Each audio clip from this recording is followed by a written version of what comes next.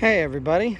Okay, so in one day we have harvested the white potatoes, red new potatoes, purple potatoes, and then refertilized, tilled the soil, planted the sweet potatoes, and mulch, all in about 95, almost 100-degree weather here.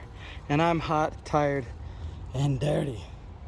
But we got the sweet potatoes in. They go in May, and then we harvest in November.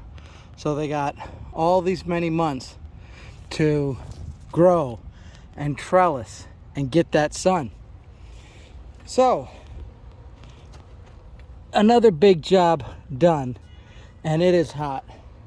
And hopefully these vines are gonna survive that transplant. So I'm gonna water them in. And as you can see, we are ready with another group of vegetables here. Now as I move over here, this was the snap peas and snow peas. They're done because it's too hot now. Pulled them, harvested them. We'll put something else here. Maybe more cucumbers. Don't know yet.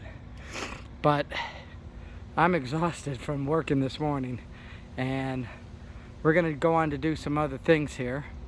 So that's just another garden update, middle of May here in North Texas. We will see you again for more updates. Bye-bye.